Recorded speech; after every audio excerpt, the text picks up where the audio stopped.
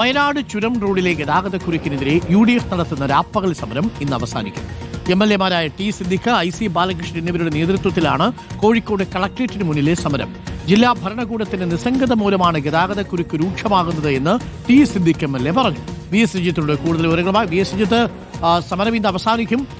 ഇതിപ്പോൾ new year ആണ്. നമ്മൾ ഈ താമരശ്ശേരി ചുരത്തിലെ ഗതാഗതക്കുരുക്കാണല്ലോ മിക്ക വാർത്താ ദിവസങ്ങളിലെയും പ്രധാനപ്പെട്ട തലക്കെട്ടായി മാറുന്നതും. എപ്പോഴാണ് ഈ സമരം അവസാനിക്കുക? MLA-മാരടക്കമുള്ളവരുണ്ട്. ഇന്നലെ തുടങ്ങിയതാണ് സമരം. രാപ്പകൽ സമരത്തിന് നല്ല പ്രതികരണമാണോ ലഭിക്കുന്നത്? VS രഞ്ജിത്ത്.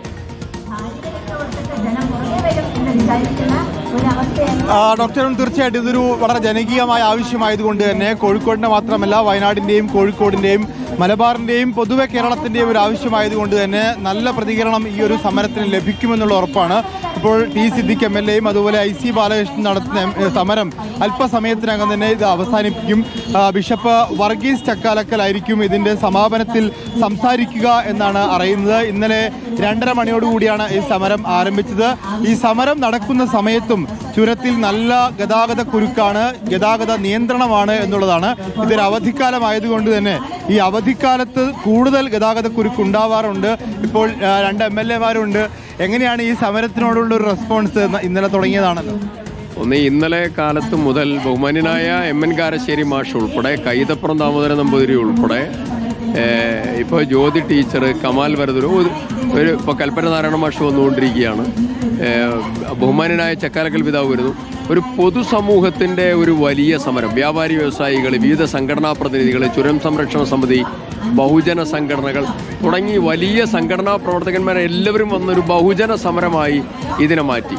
ഇതിൻ്റെ ഒരു പ്രധാനപ്പെട്ട പ്രശ്നം, ഈ സമരം കണ്ടും ജില്ലാ ഭരണകൂടങ്ങളും 2 ജില്ലാ ഭരണകൂടങ്ങളും മന്ത്രിമാരുടെയും ഏകോപനം ഉണ്ടാവണം എന്നുള്ളതാണ് ഈ പ്രശ്നം പരിഹരിക്കാനുള്ളത്.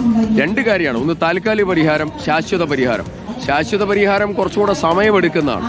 തുടങ്ങി വെച്ചിട്ടുണ്ട്, നമുക്ക് പൂർത്തീകരിക്കേണ്ടതുണ്ട്. അടിയന്തര പരിഹാരത്തിന് ഒരു നിമിഷം പോലും വൈകാൻ പാടില്ല. ആ പരിഹാര ശ്രമം ഉണ്ടാകണം.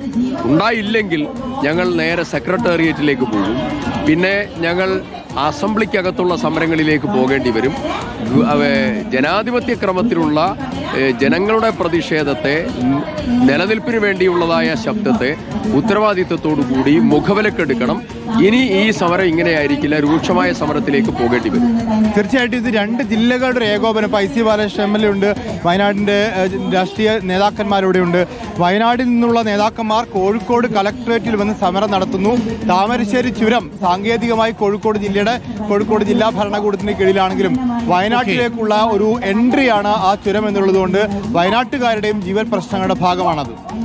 Okay, thank you VS Ranjith. എന്തായാലും സമരം വിജയിക്കട്ടെ, തിരക്കുകൾ ഒഴിവാവട്ടെ. പക്ഷേ സമരം ചെയ്തുകൊണ്ട് മാത്രം തിരക്കൊഴിവാവില്ലല്ലോ. അവിടെ ക്രമീകരണങ്ങൾ വേണം. ബദൽ തുരങ്കപാതയുടെ നിർമ്മാണം നടക്കാൻ പോവുകയാണ്. ബദൽ തുരങ്കപാതയൊക്കെ വരുമ്പോൾ കുറച്ച് തിരക്കൊഴിയും. ആളുകൾക്ക് എന്തായാലും ചുരം കയറി അങ്ങ് വയനാട്ടിലേക്കും മൈസൂരിലേക്കും ബാംഗ്ലൂരിലേക്കും ഒക്കെ പോയല്ലേ പറ്റത്തുള്ളൂ. ഏത് ചുരോ? താമരശ്ശേരി ചുരോ? അപ്പോൾ പ്രിയപ്പെട്ട പ്രേക്ഷകരെ, നമുക്കൊരു കുഞ്ഞിടവേള വേണം. ഇടവേളയ്ക്ക് ശേഷം വളരെ പെട്ടെന്ന് തിരിച്ചു വരാം. സമയം 9 മണി കഴിഞ്ഞ് 52 മിനിറ്റ്. ഇടവേളയ്ക്ക് ശേഷം മറ്റൊരു പ്രധാന വാർത്തയുണ്ട്.